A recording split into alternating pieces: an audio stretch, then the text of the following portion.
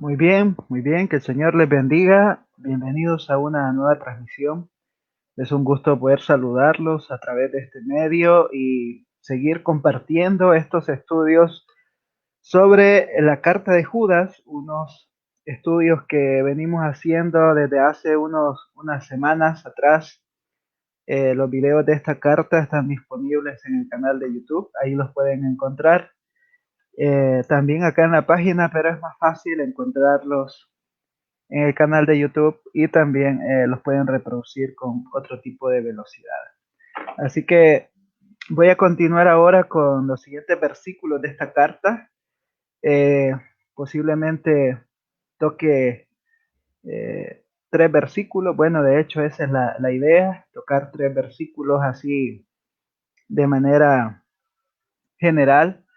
Y vamos a ver qué nos prepara el texto, qué podemos aprender del texto en esta ocasión. Así que bienvenidos, saludos hermano Claudio Romero.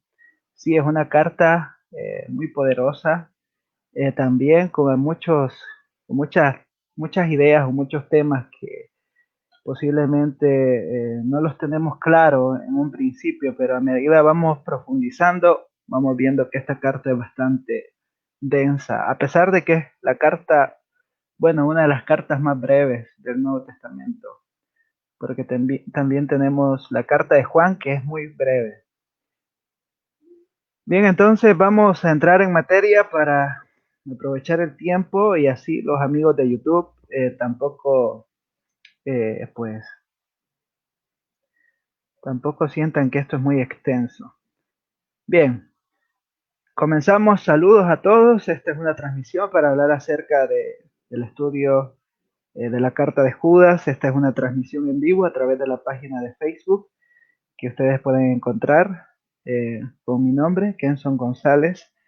Así que venimos tratando esta carta desde hace unas semanas. Hemos hablado acerca bueno, de las generalidades de esta carta.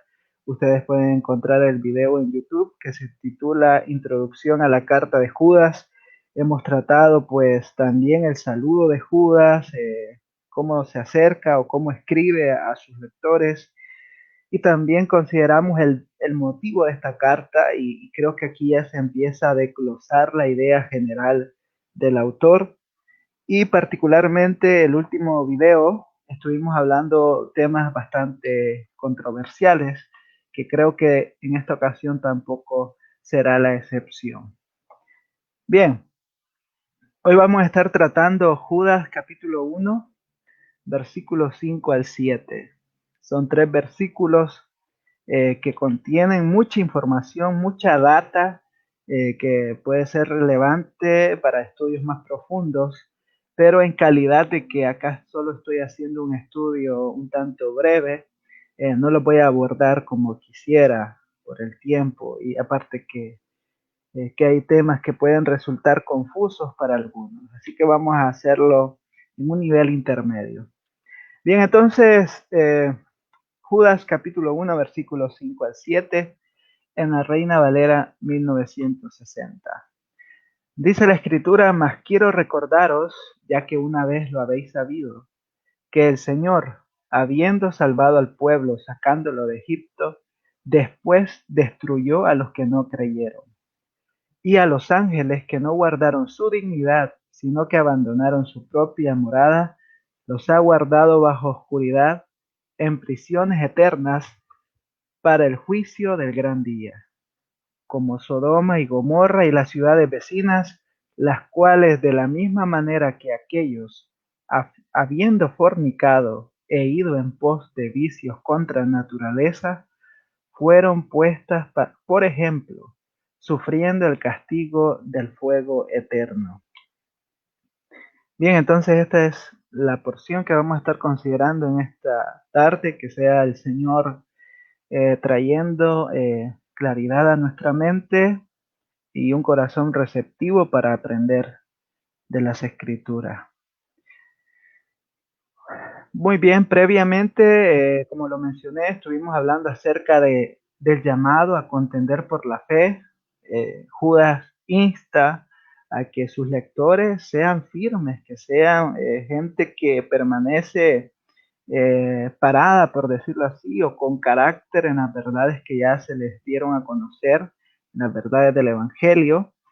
Y esto a raíz de que hay falsos maestros en medio de los cristianos. En las comunidades cristianas se habían infiltrado hombres que no habían sido detectados, cuyos propósitos eran bastante oscuros.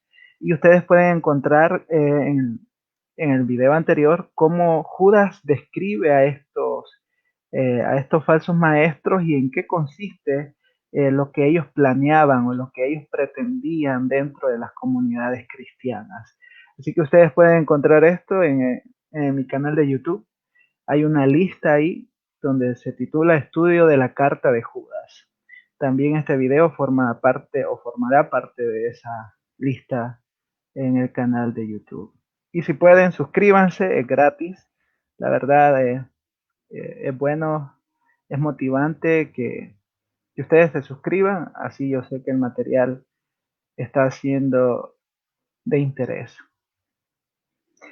Bien, ahora vamos a entrar al texto que nos corresponde. Voy a traer mi Biblia por acá, ya que vamos a hacer unas referencias al texto, obviamente, y no quiero retroceder la diapositiva porque a veces se desordena la idea.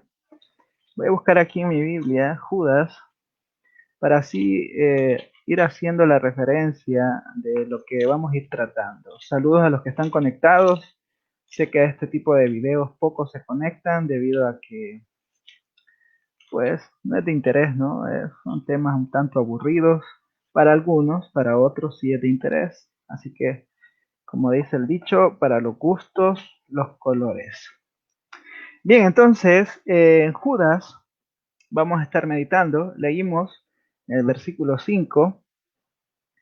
Mas quiero recordaros, esa expresión de Judas nos está diciendo que sus lectores, los lectores originales de esta carta, saben o conocen lo que Judas está a punto de abordar en los próximos párrafos. De hecho, él en su carta dice, mas quiero recordaros, ya que una vez lo habéis sabido. No es que esta gente lo sabía todo, pero sí estas historias o estos relatos o estos eventos eran parte del conocimiento de sus lectores, parte de aquellos que conocían las escrituras hebreas. Entonces, dichas referencias son tres acontecimientos dentro de la narrativa hebrea. Cabe mencionar que Judas cita el primer libro de Enoch, y aquí muchos autores dentro de la época medieval, tuvieron problemas con esta carta. Martín Lutero tuvo problemas con esta carta porque al citar un libro apócrifo o deuterocanónico, más que todo apócrifo, porque no está aún dentro del canon de que utiliza la Iglesia Católica Romana, Martín Lutero tuvo problemas. Dijo, bueno, aparte de cuestionar Santiago, también cuestionaba a Judas por esta referencia un tanto particular de Judas, citando un libro que forma parte de la literatura judía, particularmente del judaísmo del Segundo Templo. Algunos también le conocen como literatura del periodo intertestamentario. Entonces, mucho debate hubo sobre esta carta en aquel momento, porque decían, bueno, ¿cómo es posible de que Judas esté hablando? ¿Será que esta carta no es canónica o no es totalmente apostólica? ¿O es que el libro de Enoch tiene cierto peso canónico o apostólico? Bueno, pero ese es un debate que más adelante iremos hablando. No hay que negar que para Judas este libro de Enoch tiene cierto valor histórico y teológico. O sea, no podemos decir, ah, no, es que Judas posiblemente... No, no. Es que para Judas, de hecho, para los judíos de aquel momento, esta literatura del judaísmo del Segundo Templo, que se conoce como la literatura apocalíptica también, literatura que está enfocada a ese Mesías que viene, a ese reino de Dios instaurado, a ese a esa victoria del Mesías sobre el imperio, y no solo sobre el imperio romano, sino también sobre las naciones circunvecinas y, bueno, el dominio total del Mesías. Todos estos libros apocalípticos apuntan a la victoria del Mesías. Entonces Judas y sus contemporáneos pues tenían conocimiento de esta literatura, que ahora en día también es evaluada por expertos o estudiantes del Nuevo Testamento.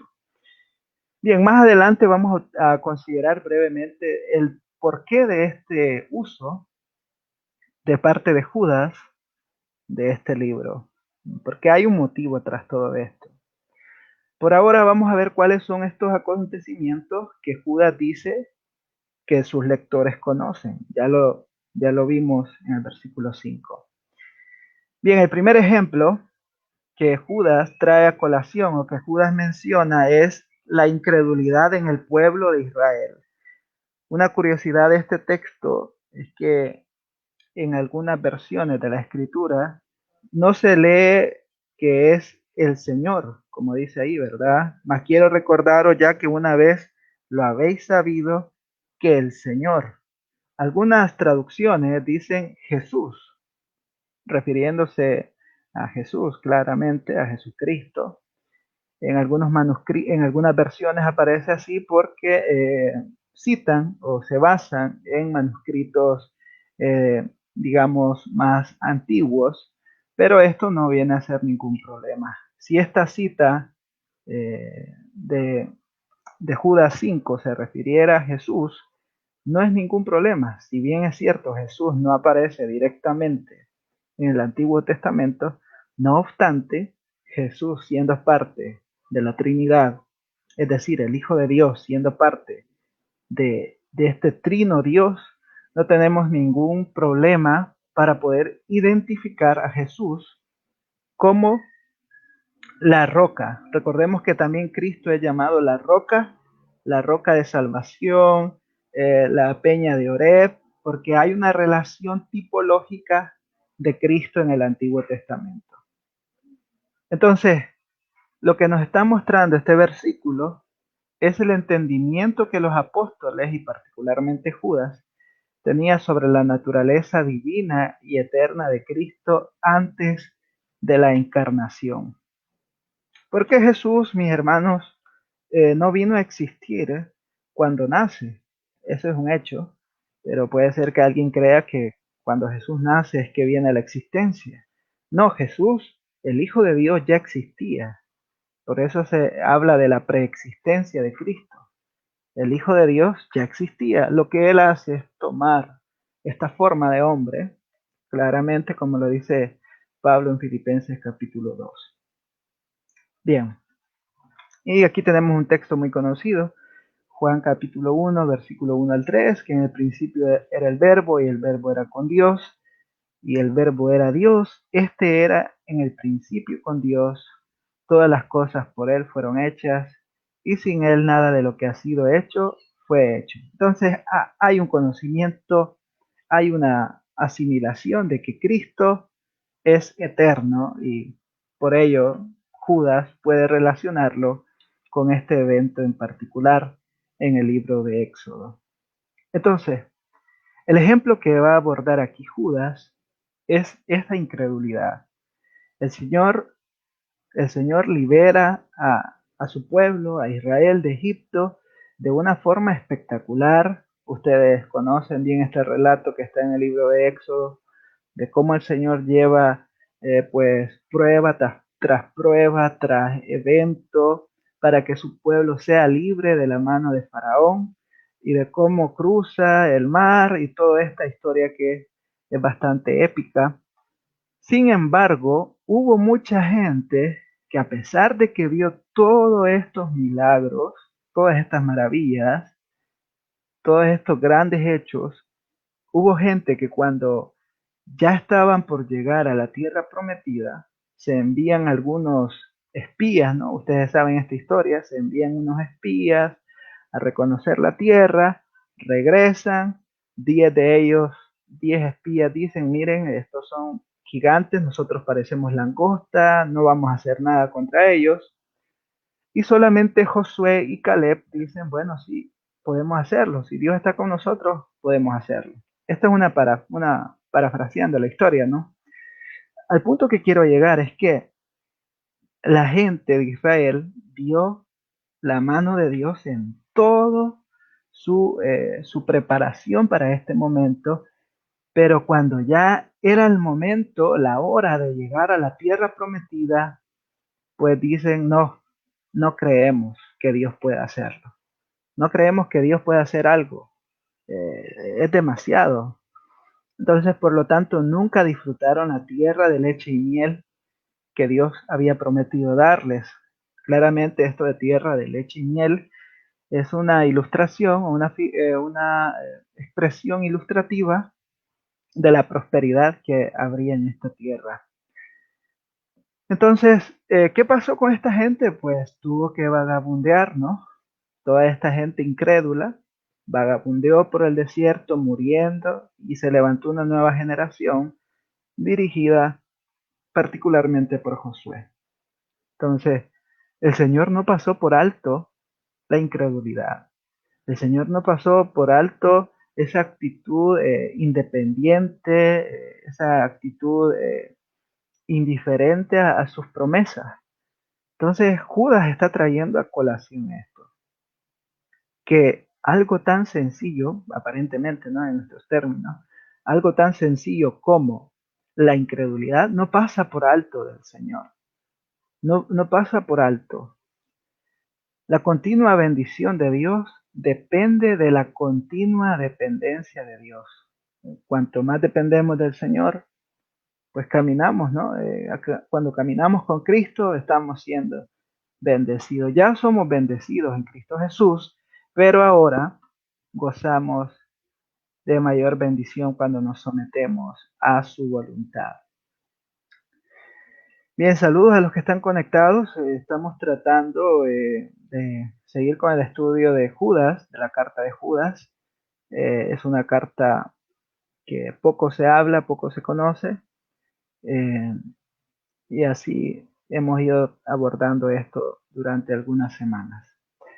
Bien, el siguiente ejemplo que Judas trae a la mente de sus lectores y a la nuestra también es o son los ángeles rebeldes.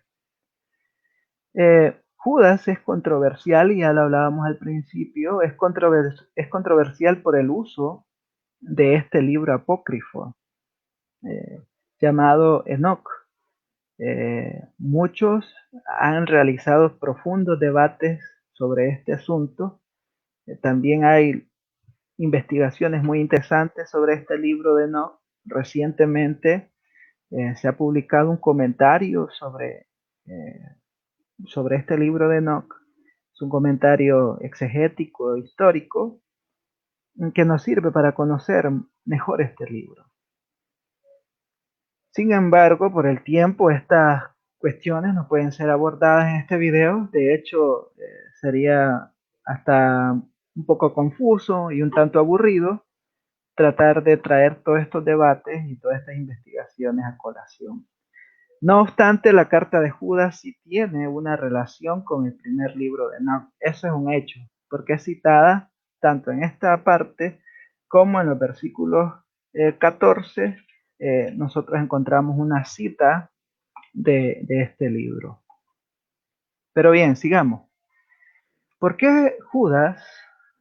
Permítanme, voy a entrar acá a ver los comentarios para seguir. Saludos, Christopher Rosario. Buenas tardes. Saludos, Ministerio Evangelista Magdalena. Saludos hasta Quezaltepeque.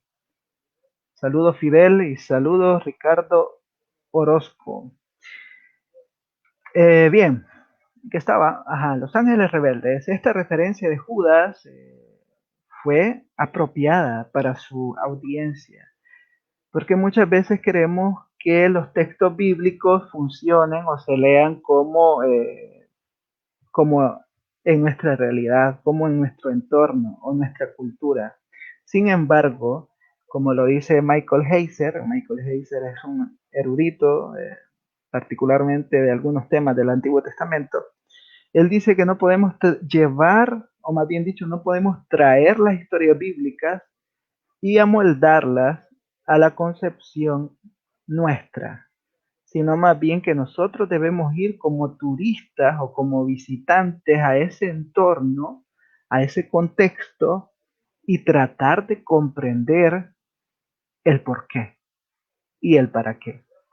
Entonces Judas está utilizando este libro apócrifo o este libro intertestamentario, lo está utilizando con eficacia porque es muy conocido para su audiencia. Para nosotros puede sonar muy extraño, puede sonar hasta raro, ¿no? O herético, pero para Judas es algo normal. La audiencia de Judas habría sido instruida en las escrituras hebreas, por supuesto que sí, pero también habrían conocido la literatura religiosa que era popular.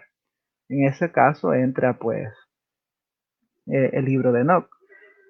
Incluso si estos libros no fueran parte del canon de la escritura, recordemos que la escritura hebrea o el Tanakh tiene ya establecido también cuáles son los libros propios de las escrituras hebreas. Por eso tenemos la Torá, tenemos los profetas y tenemos también los libros sapienciales o los libros de sabiduría. En ellos encontramos salmos, proverbios y etcétera. Entonces, ya está establecido, pero aún así la gente conocía esta literatura porque era popular, era parte del entorno religioso de ser judío.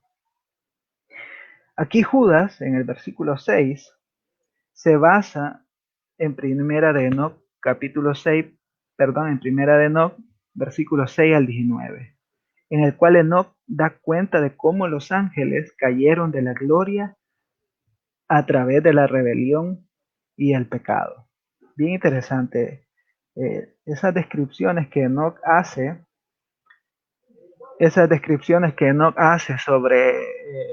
sobre la rebelión de los ángeles, sobre la rebelión eh, de estos seres, es bien interesante y es bastante, ¿cómo podríamos decir? Bastante descriptiva. Hace muchos detalles que uno se queda hasta sorprendido, ¿no? Y hasta con duda de cómo Enoch sabe tanto o de cómo Enoch tiene este conocimiento. Y eso nos daría para hacernos más preguntas al respecto. Pero bien, continuando, en estos versículos, en Enoch, estos versículos de Génesis 6, ustedes recuerdan en Génesis capítulo 6, versículos 1 al 3, se habla sobre los hijos de Dios. Hay tres teorías sobre esto. Algunos dicen que se trata de hombres poderosos, algunos dicen que se trata pues de líderes, que casi es lo mismo, y la tercera posición es que se trata acerca de ángeles. Entonces la cuestión es que estos ángeles, estos seres, obran pecaminosamente por las mujeres humanas y tuvieron relaciones sexuales con ellas, lo que resultó en el nacimiento de los gigantes de la antigüedad. Ahora, aquí hay un detalle y que quizás no vamos a abordar aquí completamente, es que Jesús dice que los ángeles son asexuales, ¿no? Pero nos preguntamos cómo es que se da este encuentro entre estos seres y las mujeres de aquel momento. Entonces caben muchas preguntas al respecto y deberíamos considerar e investigar más sobre este tema. Lo cierto es que estos ángeles fueron sujetos al juicio de Dios, quien no los destruyó, pero los mantuvo encadenados debajo de la tierra para el día del juicio final, cuando serán totalmente desterrados al fuego eterno. El relato de Enoch elabora esto en todo tipo de detalles exagerados, ya lo decíamos, ¿verdad? Enoch da nombres de líderes de los ángeles, enseña también que estos ángeles le dieron conocimiento a los seres humanos de cómo hacer otros pecados aún más profundos, más mayores. Ahora, ¿por qué Judas? Y aquí viene la pregunta, ¿por qué Judas utiliza este libro que nos resulta tan problemático a nosotros? Claro, a nosotros nos resulta tan problemático esta referencia histórica? Bueno, lo que Judas quiere transmitir es la certeza del juicio final. La certeza del juicio final. Si la certeza del juicio final es cierta para los ángeles que han rechazado el señorío de Dios y se han vuelto inmorales, cuán horriblemente cierto también será para aquellos que enseñan tales cosas en la iglesia de Cristo. Eso es lo que Judas quiere mostrarnos. Miren, si estos seres, siendo ángeles, o habiendo sido ángeles y habiendo cometido esta rebeldía, si ellos van a ser condenados, cuánto más aquellos que enseñan tales cosas en la iglesia de Cristo. Recordemos que Judas está escribiendo acerca de hombres que han pervertido la gracia de Dios. Y en el video anterior hablábamos acerca de esto, de qué significa esa expresión. Entonces, mis hermanos, este es un llamado a la conciencia prácticamente.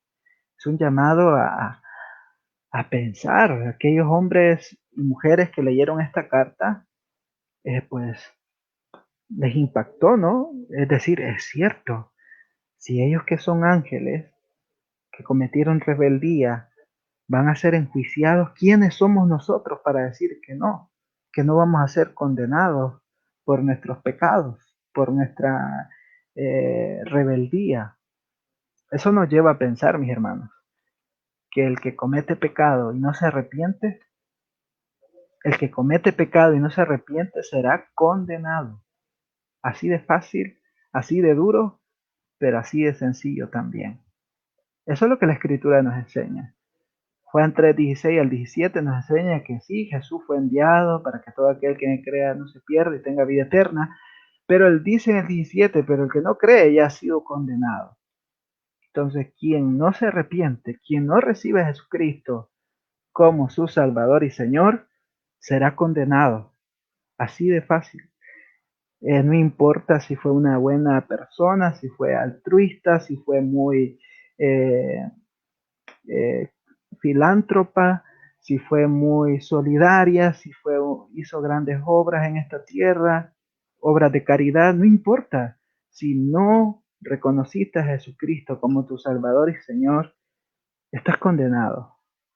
Estás condenado para siempre, eternamente. Por eso es la constancia de Pablo en anunciar el Evangelio. Y también por eso Judas dice, contiendan por la fe, porque cuando se pervierte el mensaje del Evangelio, se ha perdido todo. Y no solo se pierde esa maravillosa buena noticia, sino que se pierden las vidas de estas personas que van rumbo a la condenación eterna por su rebeldía.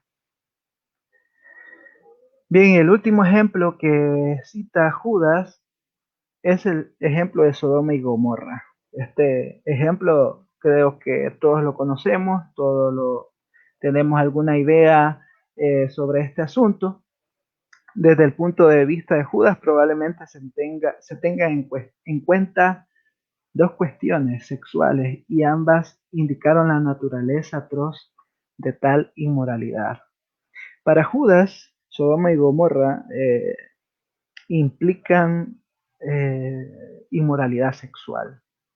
Recordemos que aquellos hombres no solo deseaban, no es que querían conocer, ¿verdad? Como quien conoce a una persona, sino que lo que querían es tener relaciones sexuales con los visitantes que llegaron donde Lot. Eso es lo que ellos querían, tener intimidad, tener sexo, en pocas palabras. Entonces, para Judas, Sodoma y Gomorra vienen a ser claramente el ejemplo de que la inmoralidad sexual, ya sea homosexualidad, ya sea cualquier tipo de aspecto que entra dentro de la inmoralidad sexual, todo esto es motivo para ser castigado. De hecho, en el versículo 7 dice, fueron puestas, por ejemplo, sufriendo el castigo del fuego eterno. Oigan bien esto, fueron puestas para castigo eterno. Aquí se desmorona bastante lo que muchos creen de que el castigo es solo por un momento o cosas similares, sino que claramente nos enseña la palabra de que este castigo es eterno. No hay un momento donde tú puedas decir, bueno, ya no voy a sentir esto, ya voy a salir de este lugar o de pronto el aniquilacionismo, ¿no? Que dice que todo se acaba, que eres destruido, que pasa a no existir, pero esa no es la idea que nos transmite la escritura, nos transmite más un castigo donde la persona está eternamente en condenación. ¿Que cómo es eso?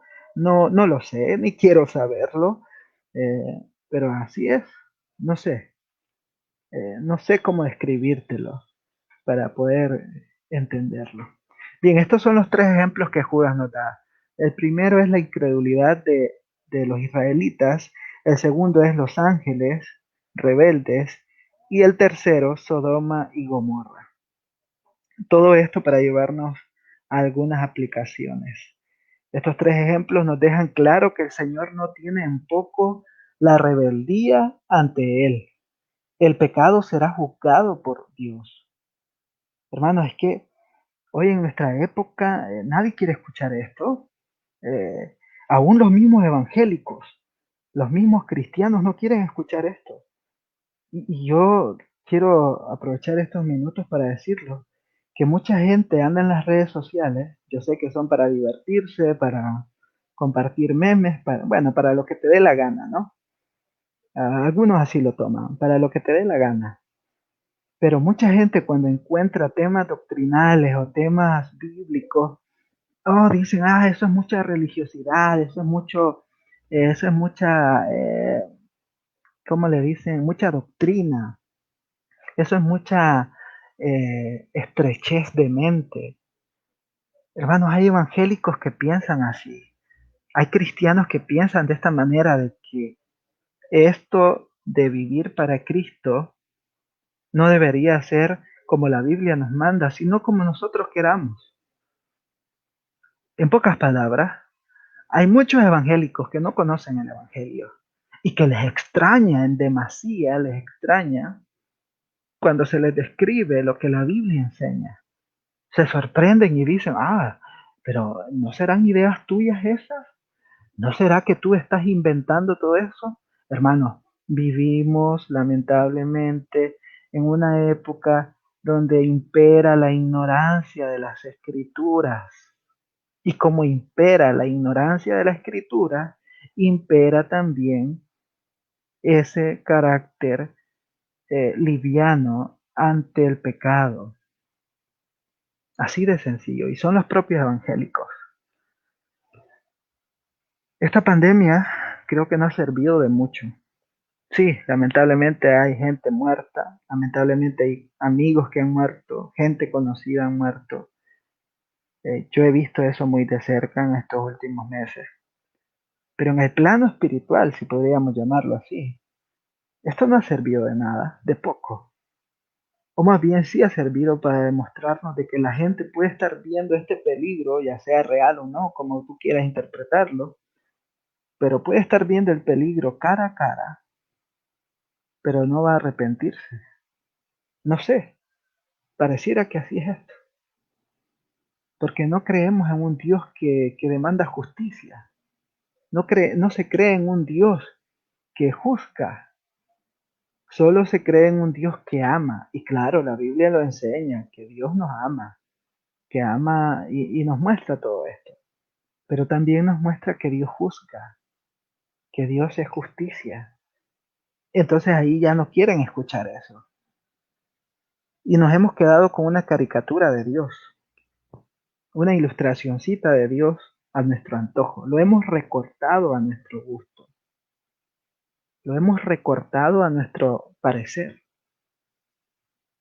Pero Judas nos deja muy claro, Dios juzgará el pecado.